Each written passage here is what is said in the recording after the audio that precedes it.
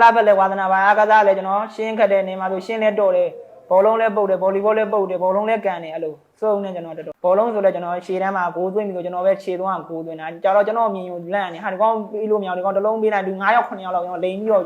ရှုပြတော့ဂိုးသမားတော့ကျွန်တော်မြင်ဂိုးသမားကလိန်ပြီးရှုပြတာတခါတည်းကျွန်တော်ကတော့4-5ယောက်လောက်ကိုကျွန်တော်လိန်နိုင်တယ်အဲ့ဒီအချိန်က